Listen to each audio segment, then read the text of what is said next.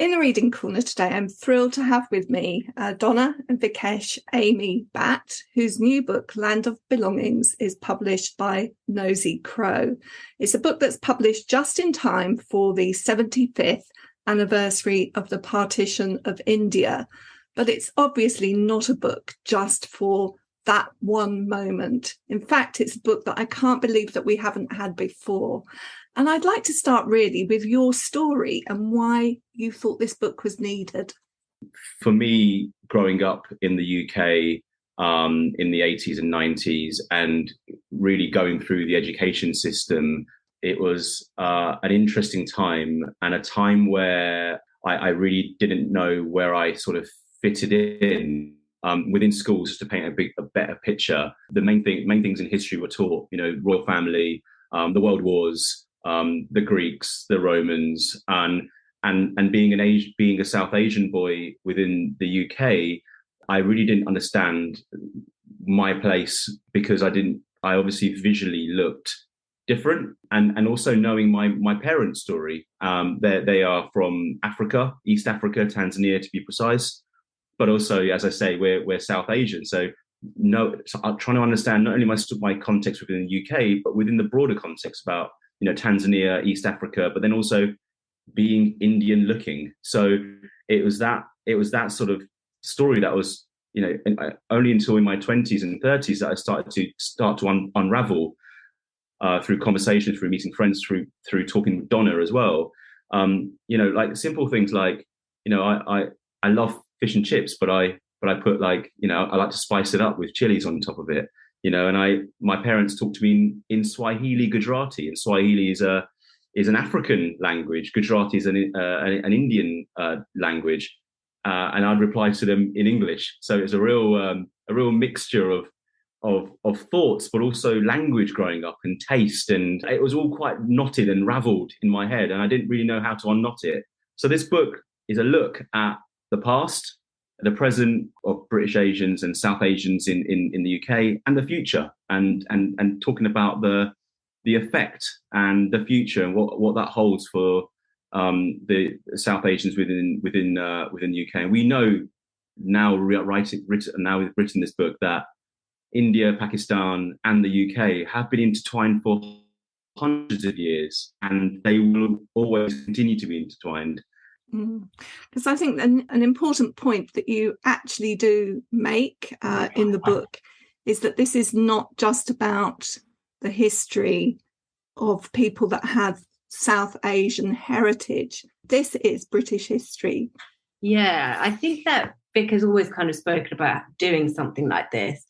And the idea that we put together for a book was kind of the second half of this book, which was the celebration of what South Asian people have brought to the UK, the positive side of immigration, the food, the words, the things that you might not know are South Asian. And we kind of put together a pitch for the second half of the book, maybe starting from partition, I think, is where the idea for the book was originally. So we would start a partition and then kind of say, and because of that, we've got all these amazing people living here. This is what they've brought here.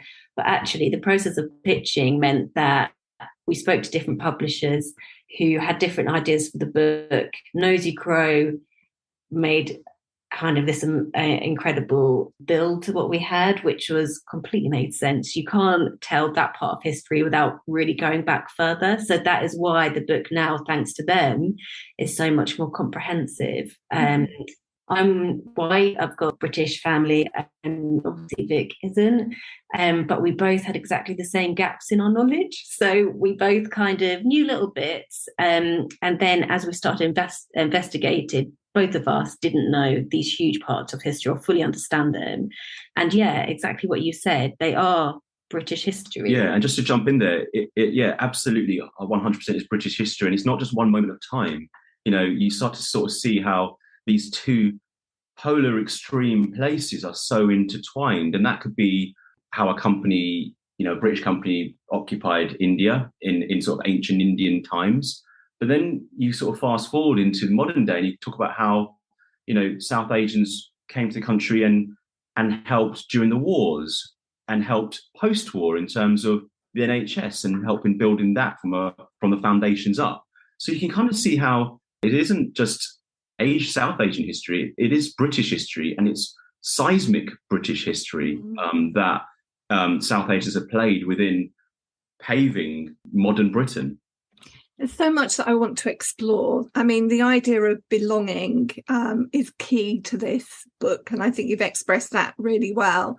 And I love that bit at the beginning, Vikesh, where you talk about your background, and you mentioned the eggs and the fish and chips and everything else.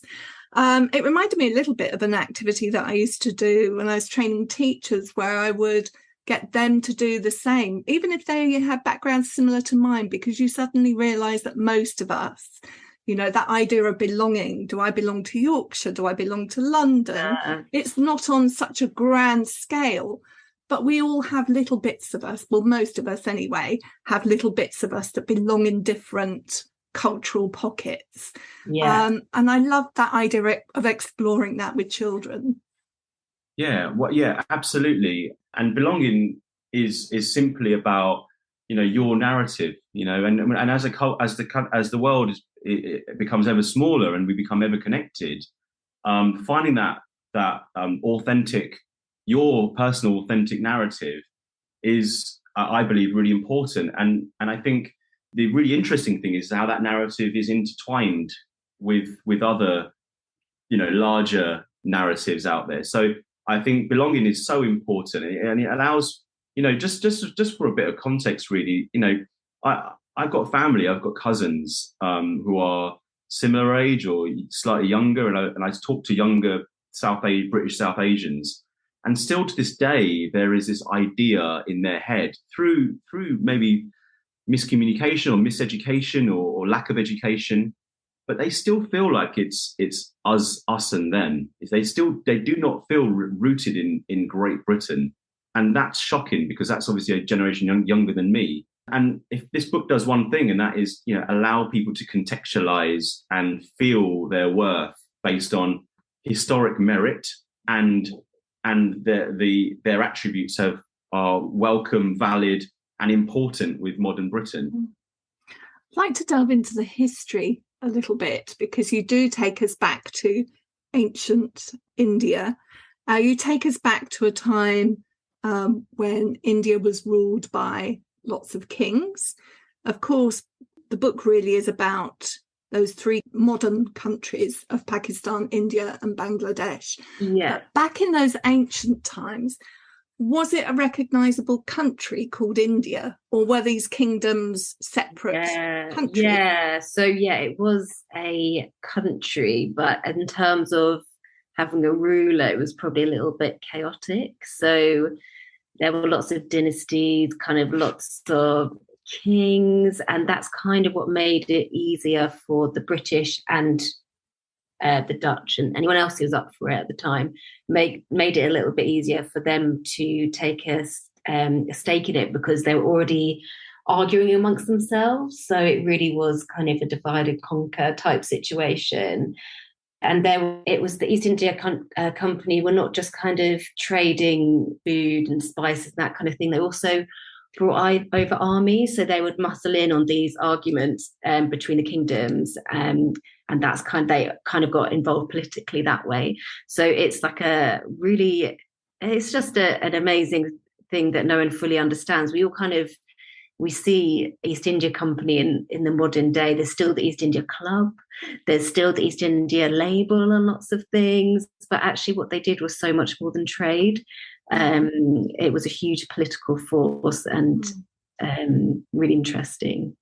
It's fascinating because people don't think about commercial interest being something that gets involved in the running and the ruling of a country. Of course, you can see lots of parallels with that today. But I think most people, probably their knowledge starts with Queen Victoria and Empire, and doesn't see the connection between that and what had gone on.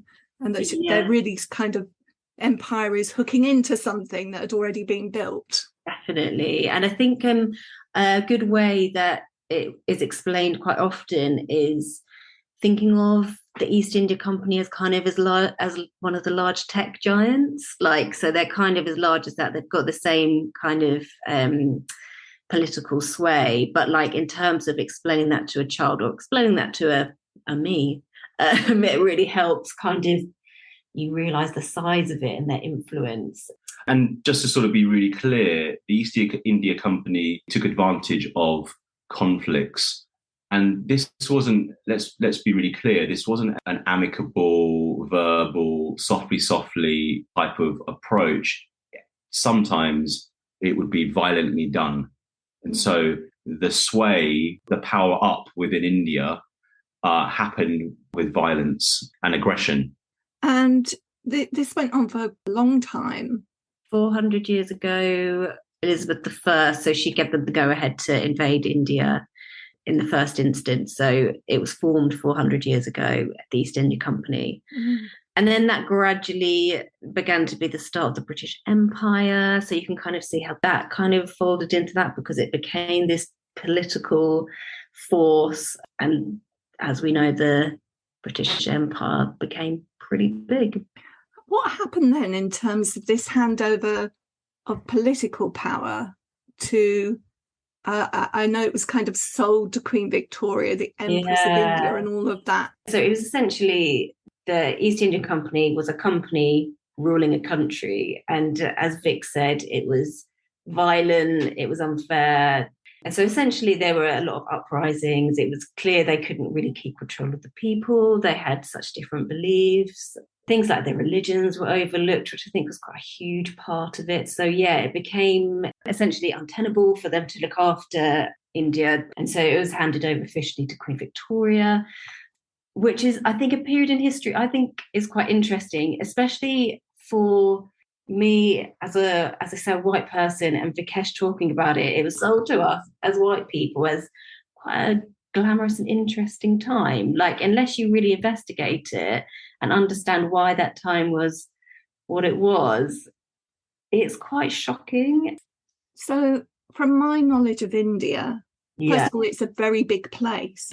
It's so diverse. If you think of the north and the south, you know, and the people that live there, and you know the numbers of religions that are practiced, and any attempt to kind of homogenize it, to me, must have been really challenging. I mean, it's such a rich place. Yeah, it really is, and you know, you talk about the sort of the cultural difference between English and Scottish people, and that, and like it, you know, Britain is such a small landmass to India, and as you say, you know, from the climate to the food to the cultures to the gods, I feel it's countries within countries. So yeah, absolutely, to run it with one ruler and homogenize it, as you say, and one set of rules sounds like an impossible task. And as we kind of, I guess we'll touch upon in a minute, it is kind of why partitioning India was an impossible task for anyone, let alone someone who hadn't been to India before, to kind of draw lines through it. Yeah, and that's definitely a really important point. And Queen Victoria, the Empress of India, never went to India, but it didn't stop her, you know, getting gifts and getting, you know, presents, and for her to also be exchanging gifts with the Maharajas there and commissioning portraitures of large vistas of India being sent back to her. So she was in one part extremely in control, but in the other part very disconnected from the harsh realities of what India consisted of and the people of it. Mm. So let's come to both the First World War and the Second World War really being a big drain on the finances of Britain. And at that point, you know, to have an empire takes money. You get money, but it takes money too. And they sort of lost the will, didn't they, to be involved in India at that point? Yeah, wars cost a lot of money through resource, through personnel, and you're absolutely right. You know, and just to sort of talk some numbers here, you know, the First World War, up to 1.5 million soldiers volunteered from India, and the Second World War, 2.3 million soldiers signed up, the largest volunteer force in history. So, the sort of significant drain, not only on the British armed forces, but also the Indian as a coalition after the wars, you could tell that, through death and through pure exhaustion and through financial draining, it just wasn't sustainable to run and govern a country. And they were, it's worth saying as well, fighting for their independence. So they were told, if you join the fight and we win, you'll be granted independence. So it's an amazing thing, isn't it? We say like a volunteer army, but they weren't fighting for the same cause as us. They were fighting for India to be independent from the British. So it's so, and obviously there was a second war as well. And so towards the end of that, they had to be granted independence. And that's where we come to, really modern history that's had such a huge impact. What do you do when you've had this control and a country is going to gain its independence? What's the right way to do this? And for those that don't know as much about partition, perhaps tell us a little bit about the background. Simply put, there were two arguments. One, Gandhi, he believed that it should be united in India. They've always lived side by side, different religions all together. But then there was the pro-partition argument, which was Hinduism was the main religion within India at the time. And so Muslims and Sikhs, many of them perhaps believed that the laws would be Hindu laws and they were laws that they didn't want to live under. So some people believed the country should be divided. So there's an area for Hindus, an area for Sikhs and Muslims. And eventually partition was what was agreed. And partition, it was an extremely bizarre thing in lots of instances. It simply was drawing two lines that divided the country into three spaces. And the most bizarre thing in our research and in history was the British employed someone called Cyril Radcliffe. And Cyril Radcliffe was given 5 weeks to decide the fate of almost 400 million people. And the most bizarre thing about Cyril Radcliffe was that he'd never been to India before. So you can see the mammoth task, as we mentioned earlier on, about, the pure diversity of India and the wealth and the people and, all those nuances within India. And then to draft someone in on this concept of division who had never set foot in India, for me, just feels like such a bizarre construct. But also the way that he went about dividing the country with this quite archaic way of categorizing people and properties and wealth was also just very bizarre. Yeah, because I think he kind of went off like railways and that kind of thing, logical things for someone looking at a map, but definitely not logical for the people who lived there. So what people basically did was woke up, realised they were living in the wrong part of the country because of their religion and had to move, which was chaotic and it has violent. Very violent. Yeah. And I think this is the sort of stuff that when we were doing our research, some of the stuff that really upset me within the research is quite harrowing, very harrowing in parts. And as Donna said, imagine one day, being in a place that you've grown up, that your father's you've known for many years to be home, to then be told to move based on your religion. And there was no argument about it. And this then spurred the largest land migration of human beings ever in history, the uprooting and the moving of Hindus and Muslims in somewhat opposite directions. And as you say, this was extremely violent. People would be on these express trains out of where they lived to their new home. And some people didn't make it. They were looted. They were killed whilst traveling. And we're not talking about a few. We are talking about hundreds of thousands of people. Because if you can imagine, at this time, the British had left. They were leaving. And the pillars of society, the comfort, the safety, the laws were coming down. And so all this unrest just bubbled up, and this huge migration caused extreme friction and devastation. Yeah, and there just wasn't also the infrastructure to get people from one place to the other. They were kind of just blindly knew they couldn't be where they were living, but like couldn't really tell where to head.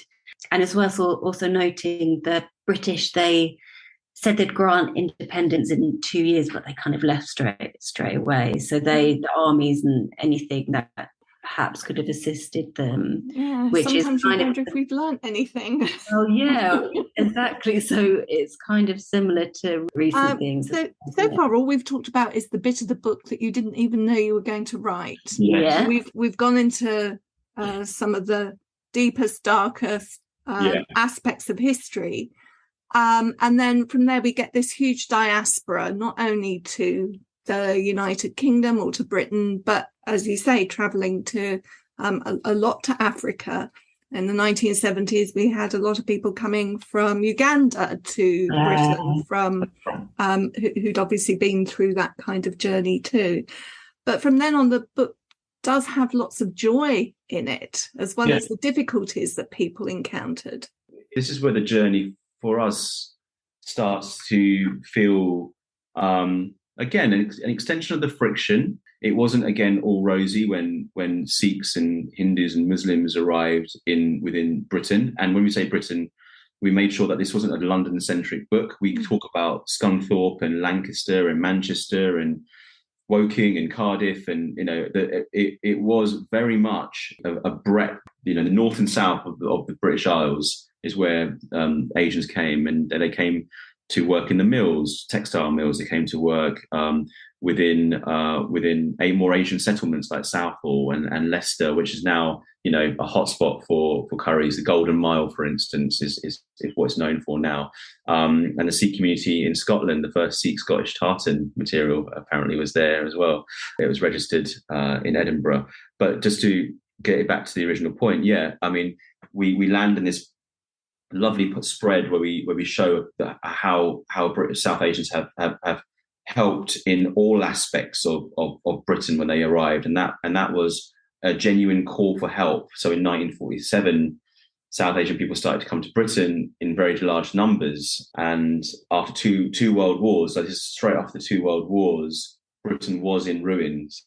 And so there was an ad campaign. There were multiple campaigns around the Commonwealth to encourage South Asians to move to Britain to help build Britain post-war.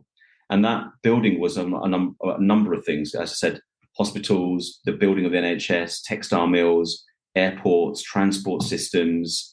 And South Asians arrived en masse to help build the empire, but build it within the UK. And one part was help and aid, but the other part was, again, not to dip it again in terms of the grim, harsh realities, but there was friction, there was racism and uprising. This was a time where South Asians arrived en masse, and that wasn't met sometimes positively. And so there were things like the Southall riots, for instance. There were, it was the rise of the National Front at that time as well. So a lot of this stuff, really came to head. There were signs on windows sometimes say no dogs, no blacks, no Irish. And there were things called colour bar, which essentially was places where to be of colour, you weren't allowed, you were not admitted into these places, or parts of transport network rail, for instance. So just to bring it down, no, it was both a euphoric and important time for British history to help build, but there was conflict and struggle. I want to take it back to the purpose of your book for a moment, because I remember that time really clearly. I was in secondary school, living in Harrow, and a lot of new classmates coming from Uganda. And there was nothing really to explore those connections that we had with the people that were coming. And I just think, something like this, it would have been so good to have it available to us then. Yeah, definitely. And I think knowledge is power, and if you can join those dots up, which this book hopefully allows you to do, it allows you to contextualize empathize and celebrate as well. And I think as soon as you start joining those dots up, you are then a part of the story. You know the broader context. And I think from our point of view, this book is so important because it allows modern Britain to level up their knowledge, but also it would have been great to have this growing up as well. Yeah, because I think exactly what you say, like you said, you didn't have an understanding of the history that led the people that you found in your class there. Vic didn't have an understanding as to why he was even there. So it's, and like, I wonder if the people that you were growing up with felt the same way, whether they had a good understanding of the situation of what brought them so far from where they'd been before. It's mad, isn't it? Because you just assume that everyone kind of understands that. And doing our research, we were very startled that there isn't a book like this out there for children. So I think it's a book, certainly that we could have had back in the day, but it's equally as important now as well to help. As I said, there's nothing out there like it. Can we just say, because we haven't mentioned it yet, what a wonderful production job that Nosy Crow have done with the book. But I also want to give a call out to your illustrator, Selene Pereira. Yeah. You must have been really pleased with the illustration that came back. We've got the book open for us, and a really nice illustration she did of Vic's granddad, which you can spot in the book, page 57. But yeah, it's amazing when you write something and you kind of think, I just can't believe someone's taking the time to illustrate it. And then you get them back and they're so much better than you even imagine they would be. Yeah, she's put a lot of love into it. And I think, just from a sort of back behind the scenes sort of story, it was just lovely having a South Asian working on this book with us from an illustration point of view, just to dial up that authenticity of it. And you can tell that she's had a lot of fun with how she brings the story to life. Well, Land of Belonging is out now, and as we said, the partition of India is commemorated in August. I really hope that your book finds a place in lots of classrooms across Britain. And thank you so much for talking to me today. Yeah, thank you. It's been amazing, and we really enjoyed writing it, and we hope it's a book that is not only just for South Asians. We hope that everyone can pick it up and see how they fit in this intertwined history and to the modern day Britain, and go out and buy it. In the Reading Corner is presented by Nikki Gamble and produced by Alison Hughes. This episode is generously sponsored by Nosy Crow. If you have enjoyed this podcast, please leave us a review. If you would like to find out about other events and courses, visit justimagine.co.uk. Join us again in the Reading Corner on your favourite podcast platform.